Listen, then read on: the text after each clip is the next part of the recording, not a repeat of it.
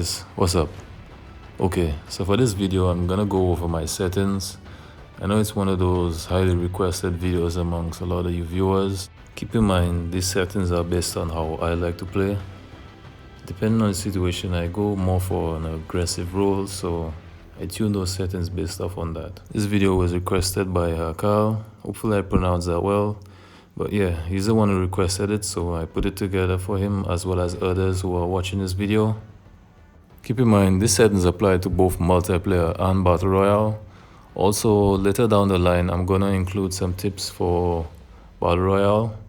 Just so you know, it helps you get that slight edge over your enemies in certain situations and possibly improve your chances of getting that win, okay? So to start off, we're gonna go into controls. Now we wanna keep it on advanced mode, and then from there we're gonna choose a custom layout.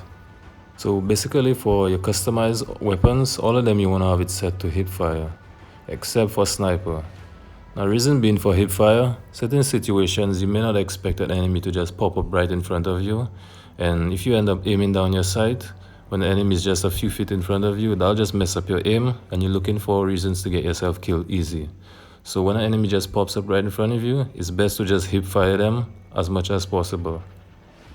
So for aim down sight and snipers, this is where the quick scope comes in. I suppose by now basically you guys already know what quick scoping is. So for those of you who don't know, I'm just going to include a clip coming up so you guys can see what quick scoping basically is. Not anything too complicated in like what you may have seen in like my previous videos, but just a little something just to demonstrate what quick scoping is.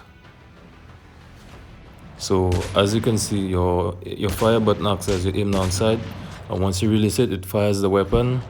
Also, that quick second after I scope out, I just take a quick look around just to make sure, there's no enemies coming in, and then reposition myself for the next shot. So we move on to basic settings. Now for this area, you have more of a freedom to decide whichever you want to have turned on. Some may help you a lot, some probably don't really matter that much. But I pay close attention to more of those lower down. Like always sprint, I have that on. Believe me, that has helped me a lot in certain situations where I wanted to like run away and slide from an enemy, and then it doesn't happen. So always sprint guarantees that I'm running and then I could slide easily. Also, your camera field of view, set that to the max, so it gives you a wider view so you can see enemies a lot better. And in battle royale mode, more or less the same settings apply, so just gonna scroll through this quickly.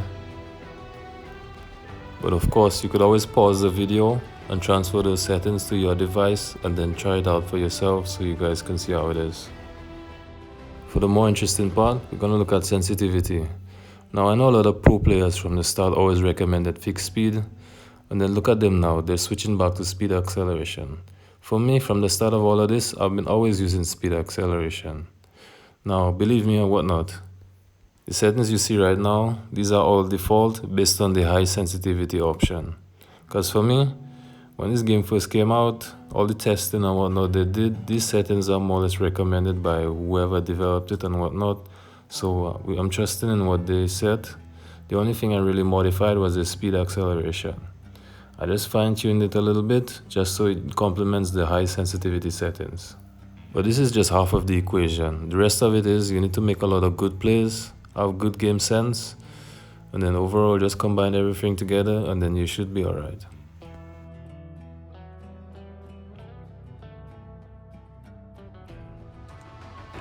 Next we move on to graphics. Now this plays a big role as well, so this is something where you need to pay attention a lot to how your device performs. See how well it can handle these higher settings, because some of them they tend to overheat, and trust me, that does affect your gameplay a lot. You get a lot of lag and whatnot, so you want to avoid this as much as possible. Safe bet is to go with lower settings so you can get that best possible performance, and then it should, smooth out your gameplay and whatnot. And of course, you get to play longer because it's less demand on your device, so your battery will last longer. So by now you guys probably know I'm a 3-finger claw player. I mean, others have suggested that I use 4 fingers, but I rather use 3 fingers. It's more comfortable for my setup, and I get things done a lot better that way. Now, if you remember previously in my distance acceleration settings, I had it set to 160. Now, as you can see, I sort of came about that number in terms of what you would call is like they would say a double take more or less. So how it is that you may see an enemy last minute, you wanna, as soon as you turn, and then you wanna just turn back quickly on them and then easily take them out. So that's basically how I figured out that sweet spot to be 160. So in this clip, I show you more of a practical example of how my sensitivities work. As you can see, I turn and snap on enemies quite quickly. It may seem a bit hard to follow, but you could always play back the video and understand how it works.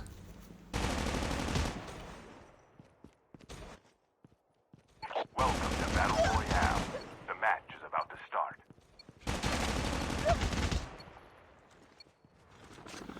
And this is another example where I show you of that double take kind of situation.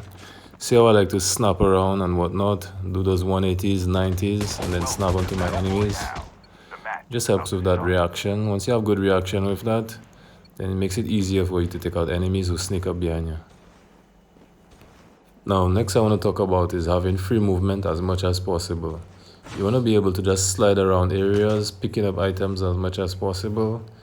Just if in case, I don't know, for whatever reason, an enemy might just end up sneaking up behind you. You could easily slide around like this, get some cover on an object, and then possibly reposition yourself just enough so you could take out that enemy without them expecting what you just did. And having that high distance acceleration, it helps a lot with what you see I'm doing here. I mean, it may seem overdoing it, but believe me, in certain situations, doing what you see I do here can get you out of a lot of trouble. Okay, so for looting settings, in terms of scopes, I'm more of a mid to close range type of person, so I rather stick to reflex sights, holographic sights, and tactical scopes. In terms of medicine, the hemostatic is practically useless to me. I mean, it may have one to good usage, but I rather stick to first aid kits and adrenalines. As you can see, I have the adrenaline set to 10. I mean, if you look at some of my gameplays, if you look at my backpack, it's full of adrenalines. And believe me, I rather have that more than any of the other first aid equipments. Because having just 100 health, you won't last long in Battle Royale. So having that extra 50 health will give you that slight edge over your enemies. And also, if you end up like losing or taking a lot of damage and bringing yourself down to, I don't know, maybe 30 or so, it could top you back up to 150. That's a good thing about it. Alright, so for lethal and tactical, I'd rather just have one grenade, one flashbang, and one Nova gas. I mean, I don't really use these that much, but in certain situations where I may want to just flush out an enemy, I use it just to, give me that edge over them. Now, let's get into some gameplay where I give you guys a few extra tips. I mean, most of y'all probably know this already, but for those who don't know it, I'm just gonna go over it. But also how this goes with my playstyle as well. Now, when you first land, as you can see, you don't really have much, you don't have any weapons equipped to you. So what I like to do is just cycle around the area where there's any items and just tap on them. Tap selection rather than waiting on the auto loot to pick up. Because tapping is much faster compared to the auto loot. In certain situations where you may have to be a bit picky as to what you choose, with that it just takes time, so just get used to it as much as possible. Now in this example, I go over and show you guys how landing first, looting as quick as possible, and then taking out your enemies just to get that slight edge over them and see how it works. So I land here, pick up some armor, the first weapon that I see, slide out, and then I just take out this guy to get the first blood. It's as easy as that. Another example, more or less the same place, but the situation is slightly different. Enter the house, pick up the weapon, my enemies landed out. So I just came out here, took a few shots at him, didn't really get him that much, then try again, give him a drop shot, and then that's easy how I do it. Okay, we're gonna go through another example. I landed more or less the same time as another enemy I see across the other entrance. Quickly pick up the first gun that I see, took some cover here so he doesn't see me, and then I just take him out. See, easy as it is. Another tip I want to go over is, I know you probably see me jumping a lot in my videos. Now, the reason for this is not just to like keep dodging bullets and whatnot. I do this a lot when going around like say high terrain and whatnot. In certain areas there might be like an enemy hiding behind a rock or something. Now when I jump, I get that slight edge. I might be able to at least see a head glitch, or possibly just see an enemy hiding down a hill that you typically, if you were just running and you're not jumping, you might not have seen them.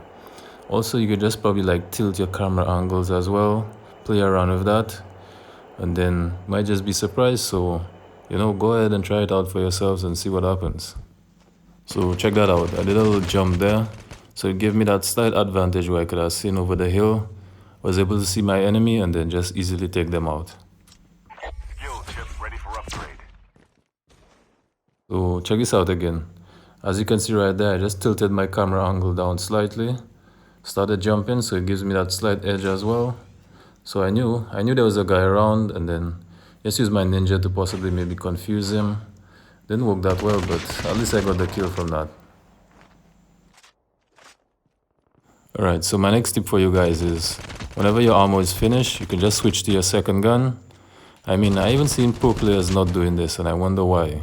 But this is a lot faster rather than waiting for your gun to reload. It makes no sense to me.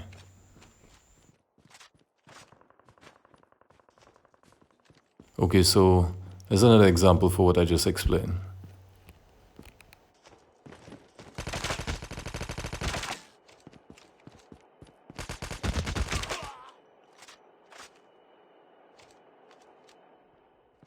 Okay, so another trick I like to do with my enemies is just like open the door. If I see my enemies watching, back off a bit, and then I go back in and then just rush them. It sets them off guard, so you could try it out as well. Okay guys, so for this last tip, I'll show you what I consider to be like my signature finishing move.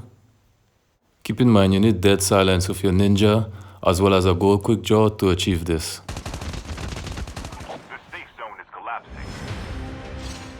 Now for this last clip, I'll show you guys why I love using ninja class a lot, just for its dead silence. Only 2 players left. Almost As you can see, I just sneak up on this guy, took him out, he didn't even know what just happened to him.